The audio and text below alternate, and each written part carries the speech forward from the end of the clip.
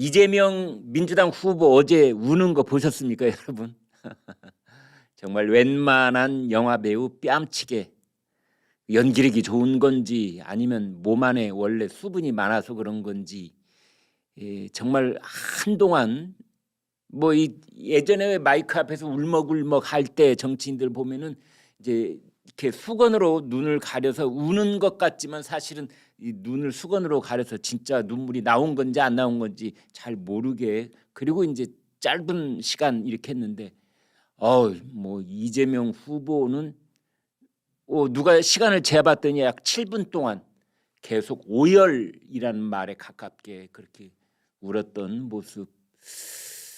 여러분 어떻게 보셨는지 궁금합니다. 오늘 아침 10시부터 송영길 민주당 대표가 긴급 기자회견을 열고 당 쇄신안을 발표를 했는데 이게 지금 긴급 뉴스로 계속 타전이 되고 있습니다. 당 쇄신안 4가지를 얘기할 수 있겠는데요. 그 첫 번째가 서울 종로구에 후보를 내지 않겠답니다. 무공천. 이제 명분은 동일지역 3선 초과를 하지 않겠다. 이제 이런 겁니다. 그러니까 정세균 2번, 이낙연 1번, 이제 3번의 동일지역의 3선이 연금프 민주당 국회의원이 있기 때문에 이제 더 이상 그러니까 차기 선거에서는 공천을 하지 않겠다. 지금 그러고 있습니다. 여러분 어떻게 들으셨습니까? 민주당의 그 당 쇄신안이 그럴듯하다고 고개가 끄덕이십니까? 아니면 이것도 역시 또 무슨 꿍꿍이가 있는 쇼 아니야? 이렇게 의심이 드십니까? 그래서 아마 국민의힘은 이제 누가 종로에 공천을 받느냐, 민주당이 후보를 안 낸다고 했기 때문에 국민의힘 공천 받는 사람이 거의 따놓은 당상처럼 당선이 되는 것 아닌가. 종로에서는 말이죠. 지금 종로에 거론되고 있는 사람이 몇몇 있지 않습니까? 원희룡 전 제주지사, 최재형 전 감사원장, 그다음에 나경원 전 원내대표, 박진 전 의원, 이런 분들이 이제 종로구의 후보가 될 것 같다, 이렇게 이제 하마평에 오르고 있는 사람들입니다. 그다음 당 쇄신안을 보면은 송영길 대표가 자신은 차기 총선에 출마하지 않겠다. 본인도 이제 국회의원은 이제 끝이다. 이렇게 또 얘기를 했어요. 차기 총선 아니고 차차기는 나온다는 뜻일까요? 그런 건 아닐 겁니다. 지금 정가에서 나오는 얘기는 송영길 대표가 차차기 대선 출마를 염두에 두고 있는 것 아니냐. 이런 얘기가 일부 있기는 있습니다만, 아무튼 본인도 이제 국회의원 선거에 출마하지 않겠다, 이게 포함이 돼 있고, 그 다음에 그 말 많고 탈 많았던 윤미향, 이상직, 박덕흠 이 3사람을 신속하게 제명 처리를 하겠다.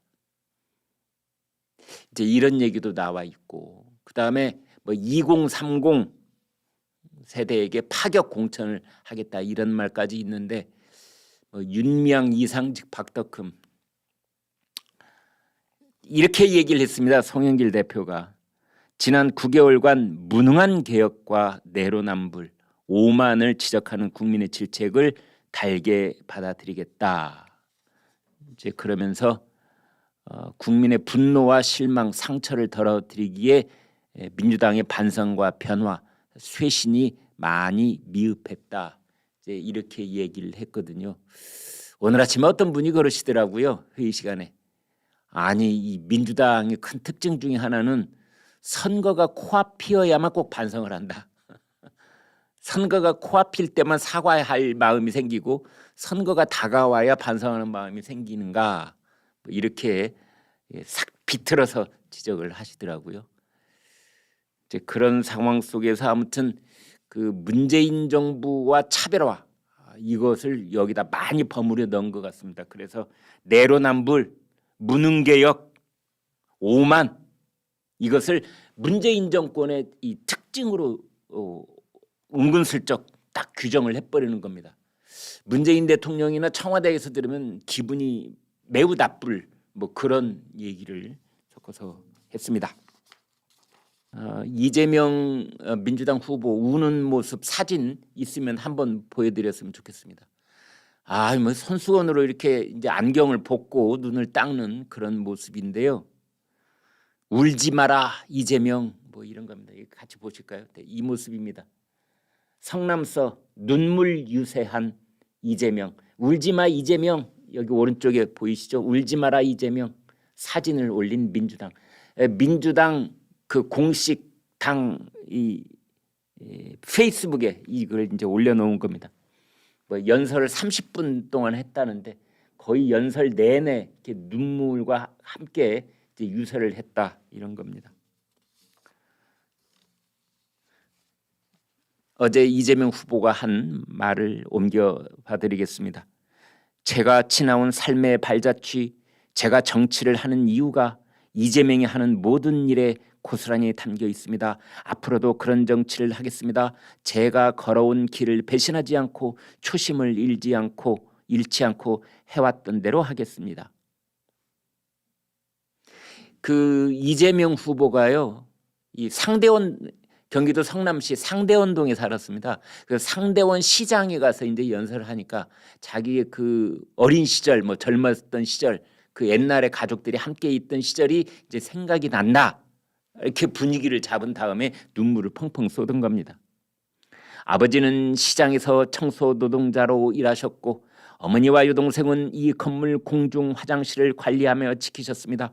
어머니께서 화장실에 출근하기 전에 제 손을 잡고 공장에 바래다 주셨습니다. 그래도 행복했습니다. 그러면서 막 엉엉 우는 겁니다. 참 잘하죠? 그런 거. 여러분은 어떻게 보셨습니까?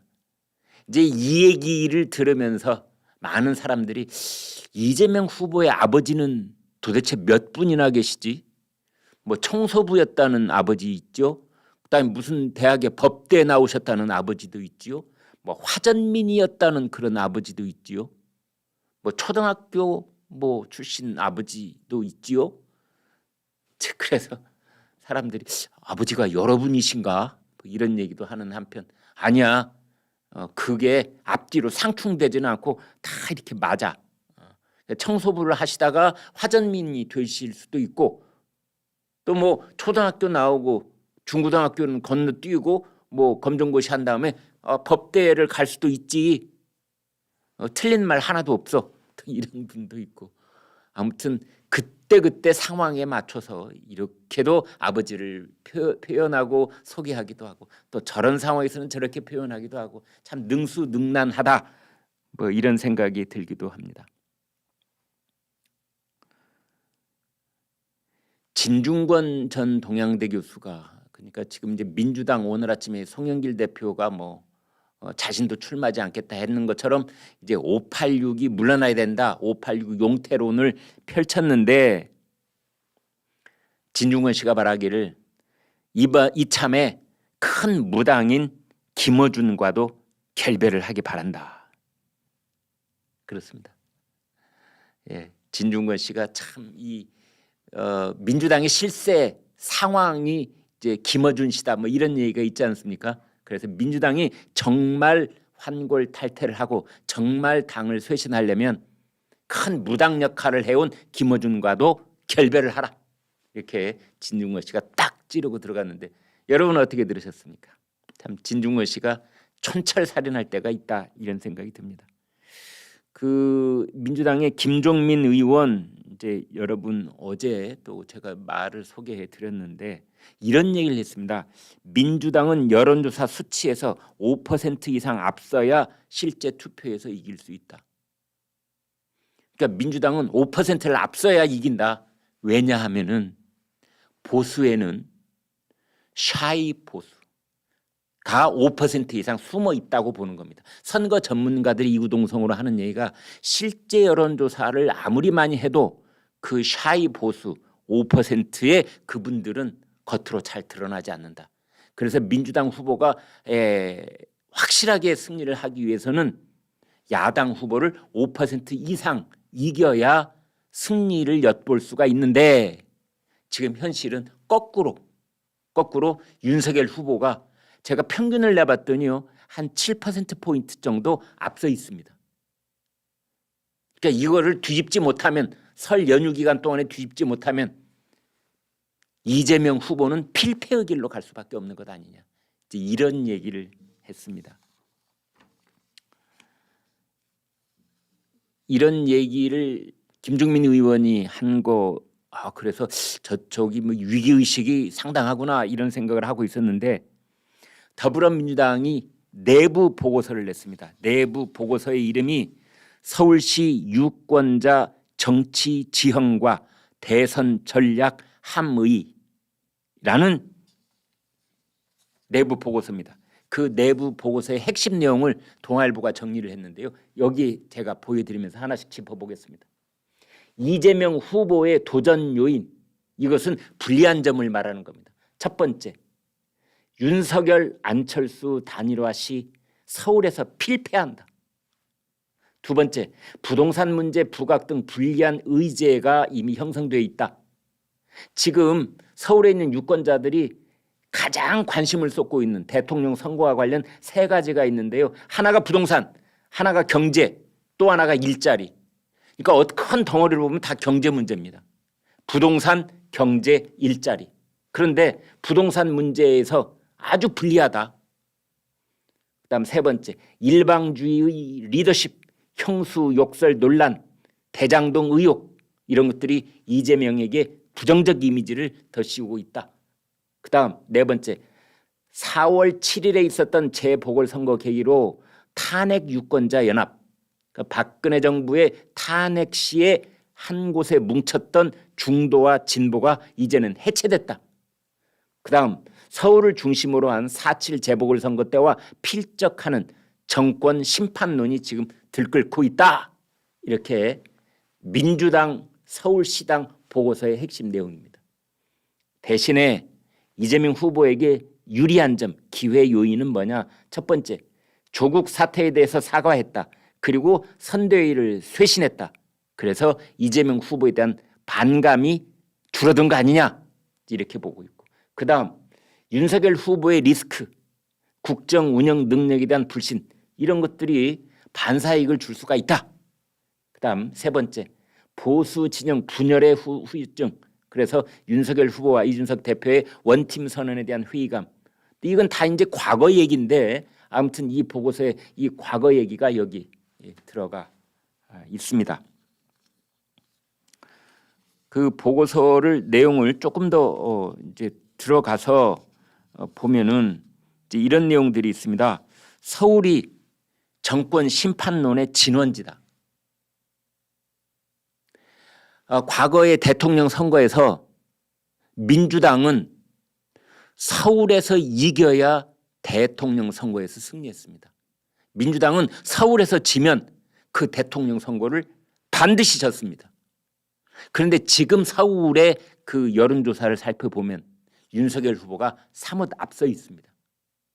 그래서 이제 이런 비상 보고서가 나온 것이지요.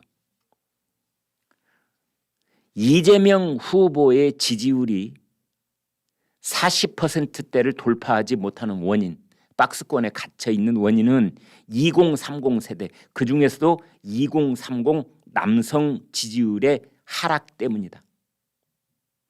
윤석열 후보의 지지율 상승과 이재명 후보의 지지율 하락은 20대 남성들이 주도했다. 20대 남성의 드라이브는 있지만 20대 여성의 역풍은 없다. 특히 오는 3월 9일 2030 남성의 투표율이 2030 여성의 투표율을 넘어설 수 있다. 이 모든 것들이 이재명 후보에게 불리하다.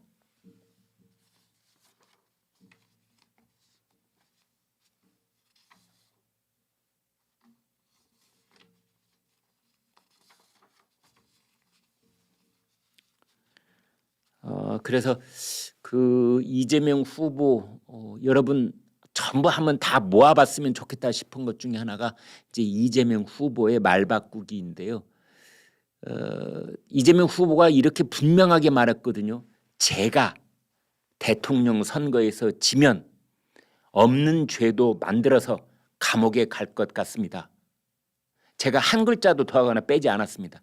제가 대통령 선거에서 지면 없는 죄도 만들어서 감옥에 갈 것 같습니다. 그랬는데 어제 한 방송과 인터뷰에서 그건 내 얘기가 아닙니다. 이렇게 또 부인을 했어요. 나하고는 전혀 관계없는 얘기입니다. 여러분 이거 어떻게 해야 됩니까? 분명하게 주어가 있지 않습니까? 제가 대통령이 선거에서 지면 없는 제도 만들어서 감옥에 갈 것 같습니다. 그런데 그 얘기가 논란이 되고 주요 언론에서 이재명 후보에게 불리한 쪽으로 해석이 계속되자 그 얘기를 내 얘기가 절대 아니다 이렇게 부인을 해버리는 겁니다. 참 대단하죠. 대단한 캐릭터라고 하지 않을 수가 없습니다. 자기가 금방 한 말도 이렇게 돌아서 가지고 내 얘기 아니야. 정말 그러면서 이제 또 눈물 흘려야 될 곳에 가서는 상대운동의 시장에 가서는 거기 자기 부모님들이 청소부였다는 어머니하고 여동생이 청소부였다는 거기 가서는 또 눈물을 펑펑 쏟고 대단한 사람입니다. 김남국 의원이 지금 이재명 캠프에 있고 이재명이 측근 중에 측근이라는 건데 뭐 이런 얘기를 했습니다. 이재명 후보 3주 전에는 눈에 모세혈관이 터져서 충혈이 되기도 했고 며칠 전에는 코피도 쏟았다. 오늘 또 아침에 이야기를 들었는데 일정을 짤 때 식사 시간 신경 안 써도 된다고 하면서 밥 안 먹어도 되니까 한 명이라도 더 많은 국민들을 찾아다니면서 만나겠다. 그런 얘기를 이재명 후보가 했다는 거죠. 밥 안 먹어도 된다. 밥 안 먹겠다. 이동하는 차 속에서 김밥이나 먹지 뭐. 국민을 그 사이에 한 명이라도 더 만나겠다. 눈은 뭐 내부 실핏줄이 터져가지고 붉게 충혈이 되고 코피를 쏟고 이런 얘기들을 하는 이유는 그렇습니다. 유권자들의 감성을 자극하기 위한 거. 눈물, 충혈된 눈, 코피, 식사를 거르는 거.